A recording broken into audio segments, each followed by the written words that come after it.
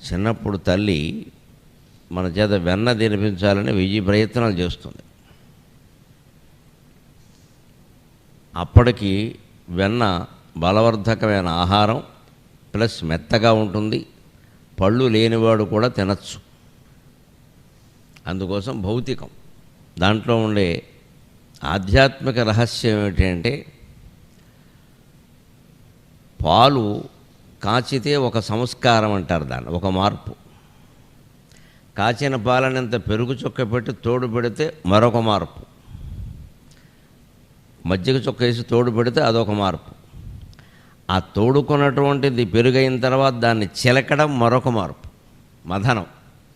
ఆ మథనంలో పుట్టేది నవనీతం.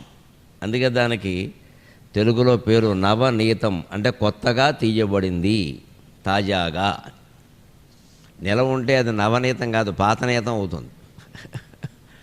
వెన్న ఎప్పుడూ నిలవ పెట్టకూడదు.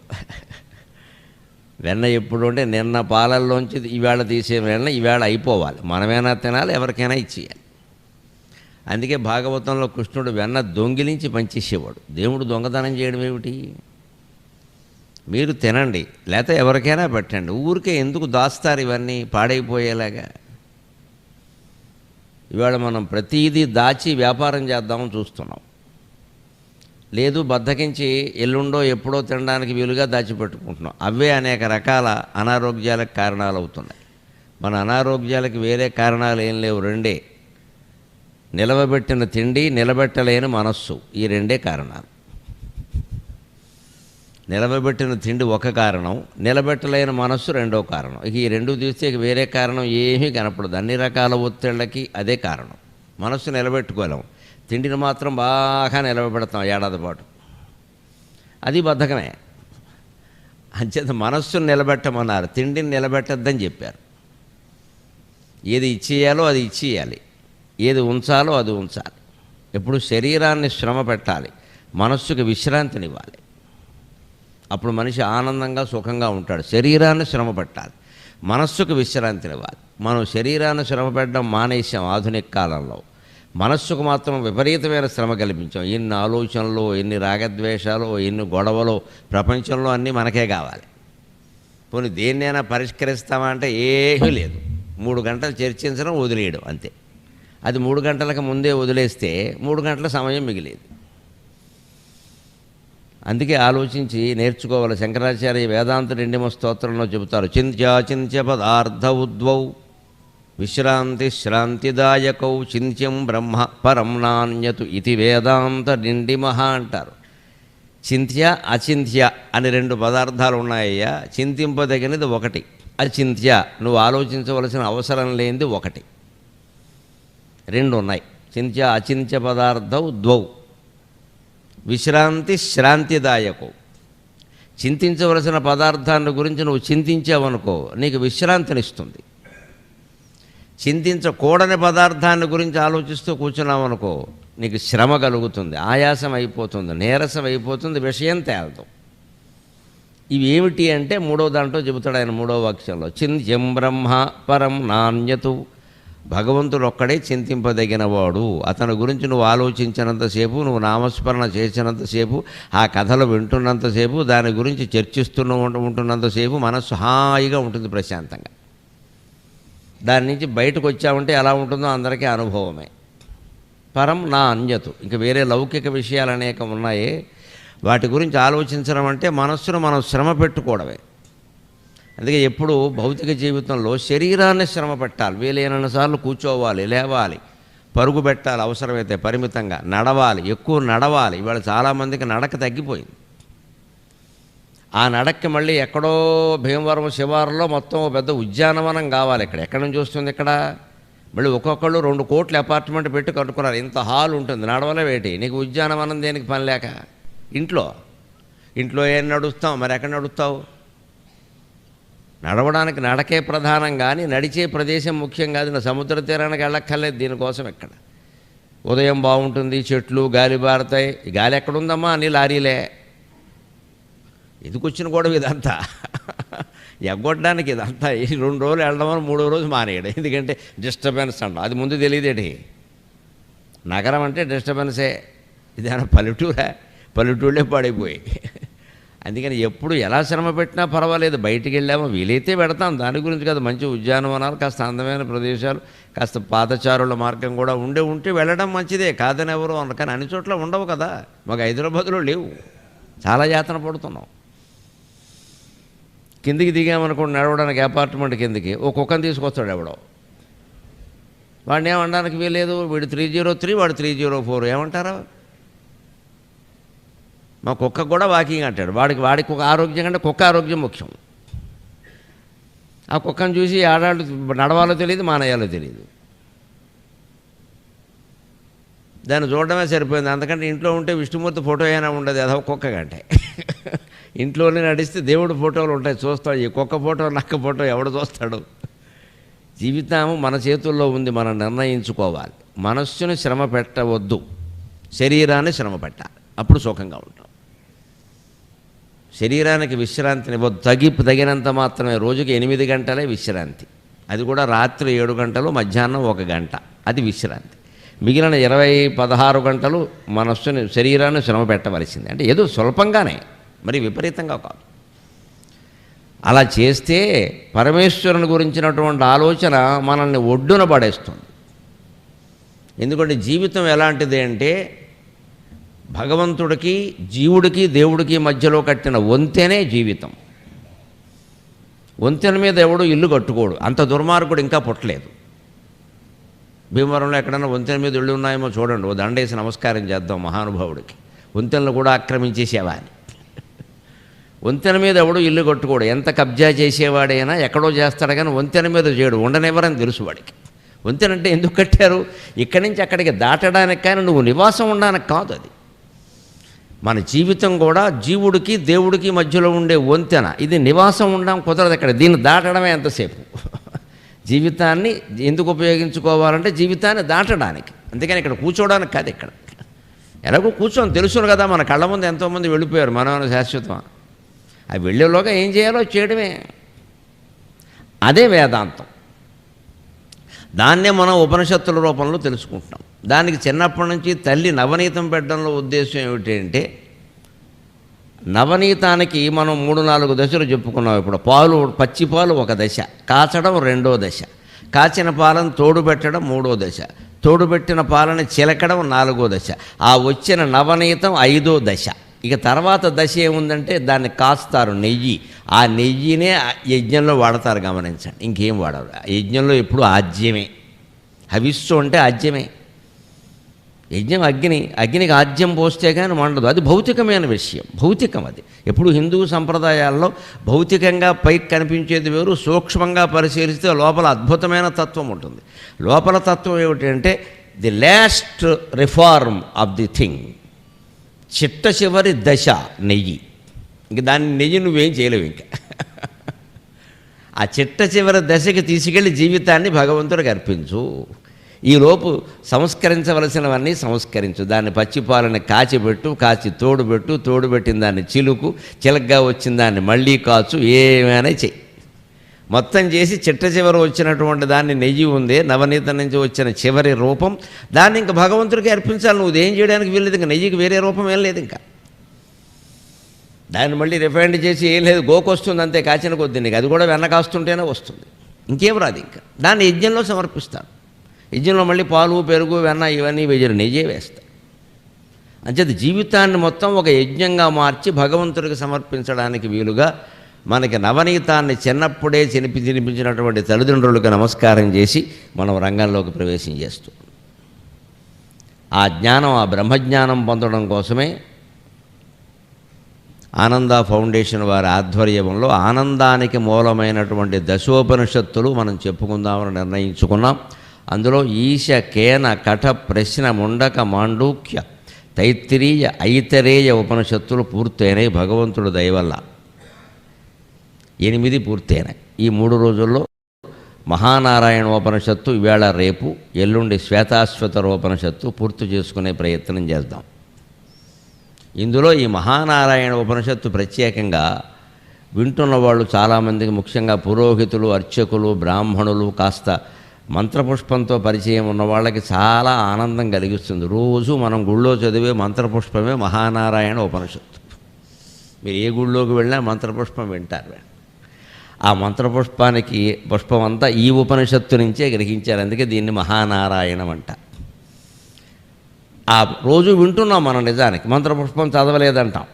అర్చకులు కూడా చాలా తెలివైన వాళ్ళు. ఎవరు వస్తే పెద్ద మంత్రపుష్పం చదవాలో, ఎవరు వస్తే టూకీగా సరిపెట్టాలో వారికి కూడా తెలుసు.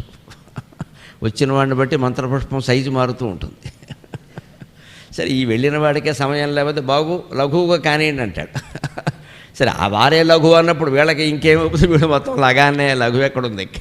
దూకే ఆయనకి ఎక్కలేనప్పుడు మనకెందుకు? కానీ ఆ చదివేదాని అర్థం తెలుసుకుంటే, అందులో ఉండే మంత్రాల విశేషాలు, ఆ ప్రార్థనలు అవి మన జీవితానికి ఎలా ఉపయోగపడతాయో తెలుసుకుంటే తప్పకుండా ఈ మహత్తరమైనటువంటి మంత్రాల ద్వారా నారాయణుణ్ణి చేరుకోగలుగుతాం. అందుకే దీనికి మహానారాయణ ఉపనిషత్తు అని పేరు. ఏమిటి ఉపనిషత్తుల ప్రత్యేకత అంటే, వేదంలో 3 భాగాలు ఉంటాయి. ఒకటి సంహిత, 2 బ్రాహ్మణం, 3 ఆరణ్యకం. ఈ 3 ప్రధాన భాగాలు వేదంలో. ప్రతి వేదానికి సంహిత ఉంటుంది, దానికి సంబంధించిన బ్రాహ్మణాలు ఉంటాయి, దానికి సంబంధించిన ఆరణ్యకాలు ఉంటాయి. ఏదైనా ఒక మంత్రం చదవగానే తెలిసిన వాళ్ళు ఇది ఋగ్వేద సంహితలోదండి, ఇది యజుర్వేద బ్రాహ్మణంలోదండి, ఇది సామవేద ఆరణ్యకంలోదండి అని చెప్పేస్తారు. ఆ విభాగం లెక్క అన్నమాట.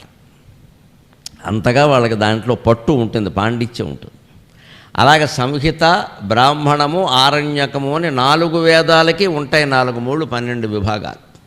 సంహిత ఏమిటి అంటే కేవలం మంత్రభాగం. దేవతా స్తోత్రాలు కానివ్వండి, మరి ఏదైనా కానివ్వండి, మంత్రాలే ఉంటాయి అందులో. బ్రాహ్మణాల్లో ఈ మంత్రాలకి వివరణ ఉంటుంది. అందుకే బ్రాహ్మణాల్లో వాక్యాలు కొంచెం కాస్త మనం గద్యంలో మాట్లాడుకున్నట్టుగా కూడా ఉంటాయి, వివరణగా ఉంటాయి. అంతేకాదు, మనం చేసే అనేక రకాల యజ్ఞాలు, యాగాలు, వ్రతాలు, నోములకు సంబంధించిన మంత్రాలన్నీ ఇందులోనే ఉంటాయి, ఈ బ్రాహ్మణాల్లో ఉంటాయి. ఈ 2 కలిపి చూడండి మీరు. వేద మంత్రాలు ఉన్నాయి, అవన్నీ దేవతా స్తోత్రాలు. యజ్ఞాలు, యాగాలు ఇవన్నీ ప్రకృతి శక్తుల్ని మనకి అనుకూలంగా మార్చుకోవడానికి. యజ్ఞం చేస్తే వానలు కురుస్తాయి, వానలు కురిస్తే పంటలు పండుతాయి, పంటలు పండితే మనం ఎంత తింటాం, నలుగురికి పెడతాం. ఆ పంటల్లోనే మిగిలినటువంటి గడ్డిని ఆవులకు వేస్తాం, ఆవులు పాలిస్తాయి, మళ్ళీ ఆ పాలు మనకి పిల్లలకి మనకు ఉపయోగపడుతున్నాయి. ఇదంతా యజ్ఞ ప్రక్రియ. ఇది కేవలం ఏదో దైవారాధన సంబంధించింది కాదు. యజ్ఞం అనేది భౌతికమైన ప్రక్రియ కూడా. భౌతికంగా పంటలు పండుతున్నాయంటే యజ్ఞాలు కారణం. పూర్వం ఆ యజ్ఞాలు ఖచ్చితంగా బ్రాహ్మణుడు చేయడం కోసమే బ్రాహ్మణులకు ప్రత్యేకంగా ఉద్యోగం చేయొద్దన్నారు. ఉద్యోగం చేయడానికి వీల్లేదన్నారు. పొద్దున్న పంచయజ్ఞాలు చేయాలి, సాయంత్రం పంచయజ్ఞాలు చేయాలి. ఉద్యోగం ఎక్కడ చేస్తావు? పొద్దున్న పంచయజ్ఞాలు వేసరికి 11 అవుతుంది మధ్యాహ్నం. ఇంకేం చేస్తావు? ఏం చేస్తాడు? ఆయన భార్యను కూడా పూర్తిగా ఆయనకి సహకరించడం తప్పితే నువ్వేం చేయొద్దమ్మా అని చెప్పారు. ఊళ్ళో వాళ్ళకి ఏం చెప్పారు? వాళ్ళు ఏమీ చేయకుండా కేవలం వేదశాస్త్రాలు చదువుకుని యజ్ఞాలు చేస్తున్నారు కాబట్టి, ఆ యజ్ఞాల వల్లే మీకు అన్ని శుభాలు జరుగుతున్నాయి కాబట్టి, ఆ యజ్ఞాల వల్లే వర్షాలు కురుస్తున్నాయి కాబట్టి, దానివల్లే పంటలు పండుతున్నాయి, మీరంతా బాగున్నారు కాబట్టి ఆ పంటలో మొదటి భాగం బ్రాహ్మణుడికి ఇమ్మన్నారు. ఆ రోజుల్లోనే బ్రాహ్మణ కార్పొరేషన్ నుండి పెట్టుకున్న విధం అది. భగవంతుడు పెట్టింది అది. పంటలో మొదటి భాగం ఇచ్చేవాళ్ళు, బ్రాహ్మణులకు ఇచ్చేవాళ్ళు ఇప్పటికీ ఉన్నారండి. ఇప్పటికున్నారు. చేలో మామిడి పళ్ళు పండితే మొదటి భాగం బ్రాహ్మణులకు ఇస్తారు. దగ్గర ఎవరుంటే వాళ్ళకి ఇచ్చారు. వాళ్ళకి పట్టకుండా మనకి తినకూడదురా అని ఇతర వర్ణాల్లోనే పెద్దవాళ్ళు, ఆడవాళ్ళు మాట్లాడడం నేను చాలాసార్లు విన్నాను. ఇంకా సంస్కృతి బతుకుంది, ఆ తల్లులకి నమస్కారం అనుకున్నాను నేను. పక్కన బ్రాహ్మణులు ఉంటే వాళ్ళకి ఇవ్వకుండా మనం తినకూడదురా, వెళ్ళి ఇచ్చిరా, 4 పళ్ళు ఇచ్చిరా, తర్వాత తిందాం అని చెప్పేస్తారు వెంటనే. ఇది ఎందుకు అంటే వాళ్ళ మీద జాలి కాదు, వాళ్ళకి మాత్రమే ఇచ్చి మిగిలిన వాళ్ళకి ఇవ్వద్దని కాదు. అక్కడ ఎప్పుడు ఏ వస్తువైనా లేనివాడికే ఇవ్వాలి, ఉన్నవాళ్ళకి ఇవ్వక్కల. కానీ బ్రాహ్మణులకు కర్తవ్యంగా ఏం చెప్పారు అంటే, నీకు కేటాయించిన వేదం చదువు, దాని సంహిత, దాని బ్రాహ్మణం, దాని ఆరణ్యకం అన్నీ చదువు, అర్థం తెలుసుకో, ప్రచారం చెయ్యి, ధర్మ ప్రచారం చెయ్యి. నీ అరుగు మీదే కూర్చో, ఎక్కడికి వెళ్ళక్కల, నీ దగ్గరికి వస్తారు. అందులోనే శాస్త్రాలు ఉన్నాయి, జ్యోతిష్ శాస్త్రం సహా అన్ని, అవి కూడా నేర్చుకో, చెప్పగలిగినని చెప్పు, ముహూర్తాలు పెట్టు, చెప్పు. వారు ఇచ్చింది పుచ్చుకో, అడక్కని చెప్పారు. ఏమిస్తే అది పుచ్చుకో, సంతృప్తి పడవు. సంతృప్తి లేని బ్రాహ్మణుడు నష్టపోతాడు అన్నాడు. సంతృప్తి ఉన్న రాజు నష్టపోతాడు అన్నాడు. రాజు అంటే ఇప్పుడు రాజులు కాదు, రాజ్యాన్ని పరిపాలించేవారు. రాజ్యం ఉన్న రాజు సంతుష్టి ఉంటే నష్టపోతాడు. ఎందుకంటే ఆయన మీద ఇతరులు దాడి చేసేస్తారు, ఆ రాజ్యం కూడా లాక్కుంటారు. ఎప్పుడు రాజ్యం ఉన్న రాజు ఎలా ఉండాలి అంటే, నేను ఇంకోళ్ళ మీద దండయాత్ర చేయడానికి సిద్ధంగా ఉన్నాను అని పత్రికల వారి చేత రాయిస్తూ ఉండాలి. అప్పుడు అవతల వాడు మన జోలికి రాడు. నేను ఉన్నదాంతో సంతృప్తి పడ్డాను అని ఏ రాజు అయినా ప్రకటిస్తే మిగిలిన రాజులు వచ్చి ఆక్రమించేస్తారు, లోకు కట్టిస్తారు. అందుకని మనం కూడా జీవితంలో ఎలా ఉండాలంటే, ఒక్కోసారి మాకేమీ డబ్బు మీద ఆశ లేదు, మేము ఉన్నది కూడా వదిలేస్తామని వీధరుగు మీద కూర్చుని మాట్లాడకూడదు. పట్టుకుపోతారు మొత్తం అందరూ. మేము ఎవరికైనా అప్పించినా కూడా అడగమంటే అదయ్యమ్మ సిద్ధంగా ఉన్నాం ఇచ్చేసి అంటారు. ఇక్కడ అలా ప్రకటించకూడదు, అమాయకత్వం అది. ఎవరికైనా సాయం చేయడానికి మాకు అభ్యంతరం లేదు, మాకు ఉన్నదాంటో అని చెప్పాలంతే. మాకే బోల్డ్ ఎక్కువైపోయింది అని మాట్లాడకూడదు ఇక్కడ, అది అమాయకత్వం. అది ఎక్కువైంది ఏం చేయాలో అది చేయలేదు, బయటికి ప్రకటించడం ఎందుకు? మంచిగా అసంతుష్ట ద్విజానష్ట సంతుష్ట ఏవ పార్థివాహ అంటారు శాస్త్రంలో. కొందరికి సంతృప్తి ఉండొచ్చు, కొందరికి సంతృప్తి ఉండకూడదు. ఇది భౌతికంగా మాత్రమే. జీవితం చివరి దశలోకి వెళ్ళాక 60 ఏళ్ళు దాటాక అందరూ సంతృప్తులై ఉండవలసింది, అందరూ. ఇంకా వీరు వారు అనేం లేదు. ఇంకా అప్పటికే 60 ఏళ్ళు దాటాయి. ఇక భగవంతుడు ఎంత ఆయుర్దాయం ఇచ్చాడో తెలియదు. ప్రభుత్వం వారు కూడా ఇంటికి పంపించారు, నీ వయస్సు దాటిపోయింది అబ్బాయి. ఇంకా అటువంటిప్పుడు ఇంకా మనిషి సంతృప్తిగా ఉండేదో భగవద్ధ్యానంలో మార్గంలో నడవాలి, కానీ ఇంకా కాంక్షలు పెంచుకోకూడదు. అందుకని ఈ బ్రాహ్మణాల్లో యజ్ఞయాగాదుల గురించి చెప్పేవారు, మంత్రాల వివరణ చెప్పేవారు. ఈ రెండు ఏమవుతాయి మీకు? యజ్ఞాలు, పంటలు, పాడి, అంతా భౌతికమే కదా. పంటలు పండుతాయి, ఐశ్వర్యాలు పెరుగుతాయి, శుభ్రంగా తింటారు, కూర్చుంటారు. తినడం కూర్చోవడం కోసమా జీవితం ఇక్కడ? అయితే పుట్టడం ఎందుకు? తినడం కూర్చోవడమే జీవితం అయితే పుట్టడం ఎందుకు? పుట్టకుండా ఉంటే మన తిండి ఇంకోటి తినేవాడు కదా. దానికేమో ప్రయోజనం ఎందుకంటే పునర్దినం పునరాత్రి పునఃకార్యపరంపరా పునఃపునరకం మన్యే ప్రాజ్ఞస్యేయం విడంబన అంటాడు యోగ వాసిష్టంలో. మళ్ళీ అదే పగలవుతోంది, అదే రాత్రి అవుతోంది, మళ్ళీ అనేక రకాల పనులు చేస్తున్నాం. ప్రతిదీ నేను చేశాను అని చెప్పుకుంటున్నాం. ఇదంతా చికాగ్గా లేదా అధవసంత అన్నాడు. తమేవ భుక్త విరసం వ్యాపారౌఘం పునఃపునః తమేవ భుక్త విరసం వ్యాపారౌఘం పునఃపునః దివసే దివసే కుర్వన్ ప్రాజ్ఞ కస్మాన్న లజ్జతే అంటాడు యోగ వాసిష్టంలో. తమేవ భుక్త విరసం, తిన్న తిండే మళ్ళీ తింటున్నావు, చేసిన సంసారమే మళ్ళీ చేస్తున్నావు, సంపాదించిన డబ్బే మళ్ళీ సంపాదిస్తున్నావు, ఖర్చు పెట్టిన దానికే మళ్ళీ ఖర్చు పెడుతున్నావు, సిగ్గులేదా అన్నాడు. అసలు ఎప్పుడైనా ఆలోచించావా ఈ జీవితంలో జరుగుతున్నది ఏమిటో? ఎంతకాలం ఈ తినడం? మనకేదో ఒక పదార్థం ఇష్టం, వంకాయ పచ్చడి బాగా ఇష్టం, మొన్న 2 రోజుల క్రితం తిన్నాం, మళ్ళీ 2 రోజులు ఆగాక ఏమిటో వంకాయ పచ్చడి తిని చాలా కాలమైంది. ఏమిటైతే ఏం చేస్తావు? మళ్ళీ తిన్నాక మళ్ళీ 2 రోజులు అయ్యాక మళ్ళీ వంకాయ పచ్చడి తిని జీవితం అంతా వంకాయ పచ్చడికే సరిపోయాయి. ఎంతకాలం తింటాం? ఇది ప్రతివాడు ఆలోచించాలి. 20 ఏళ్ళ వాడు ఆలోచించకపోతే తప్పు లేదు, అర్థం చేసుకోవచ్చు. 60 ఏళ్ళకైనా ఆలోచించాలి. ఎంతకాలం తింటావు ఇలాగా? కట్టిన బట్టలే కట్టుకుంటూ మళ్ళీ ఉతికి ఈ బట్టల్లో నేను ఎంత బాగుంటానో ఎన్నిసార్లు? ఇది ఇంత చేసి ఈ వేషధారణ చేశాక ఎవరూ మెచ్చుకోకపోతే ఏమిటో, ఎవరూ చూడనే లేదు, అయిపోయింది. గాలి తీసిన బుడగలా అయ్యాడు ఇక్కడ. కట్టిన చీరంతా వృధా అయిపోయింది ఇక్కడ. అంత పెద్ద చీర కట్టుకెళ్ళాను, ఎవరూ చూడలేదు. ఎవరొక్కరు చూడడం కోసం కట్టుకుంటామా ఇక్కడ? మన ఆనందం కోసం కట్టుకోవాలి, కానీ మనకి ఏది నచ్చితే అది కట్టుకుంటాం. వాడెవడో చూడడం మనకేమిటి పని ఇక్కడ? ఇదే మనుషులందరూ, ఇదే కృత్రిమమైన జీవితం. చాలామంది ఎవడి కోసమో బతకడం, ఎవడో మెచ్చు కోసమో బతకడం, వాడెవడో మెచ్చుకోకపోయేసరికి మనసులో దుఃఖపడిపోవడం. దీని నుంచి వదిలించుకోవాలి. జీవితాన్ని దాటడం అంటే అది. ఎంతకాలం ఈ మెచ్చుకోళ్ళు, ఎంతకాలం ఈ తిండి, ఎంతకాలం ఈ బట్టలు, ఎంతకాలం ఈ అవే రకమైన కార్యక్రమాలు, వ్రతాలు నోవులైనా సరే ఎంతకాలం ఇది? మనం పురుళ్ళు పోసుకున్నాం పిల్లలకి కన్నా, మళ్ళీ పిల్లలకి పురుళ్ళు పోస్తాం, వాళ్ళు పిల్లలకి అంటారు. ఈ పిల్లలు పిల్లులు ఎలకలు లెక్క లేదా? దీనికి అంతు లేదా? ఇలా పోస్తూ ఉండమేనా పురుళ్ళు? దీనికి ఆలోచన చేయడానికి ఆరణ్యకాలు పుట్టాయి. 3వ భాగం ఉందే సంహిత, బ్రాహ్మణం, ఆరణ్యకం. ఆరణ్యాల్లో పుట్టాయి ఇవన్నీ. ఆ ఋషులు, ఉపనిషత్తుల్ని పుట్టించినటువంటి ఋషులు, వాటిని చర్చారూపంలో మంత్రభాగాలుగా మనకు అందించిన ఋషులందరూ అరణ్యాల్లోనే ఉన్నారు. ఒక్క మహర్షి కూడా మా నగరంలో ఉండలేదు. అదృష్టవంతుడు నిజంగా. నగరంలో ఉంటే ఊపిరి అడగ చచ్చేవాడు. అందులో హైదరాబాద్లో ఉంటే మా బాగా తెలిసి వస్తుంది. ఊపిరి అడగ చావడమే, గాలి కలుషితం, అన్నీ కలుషితమే.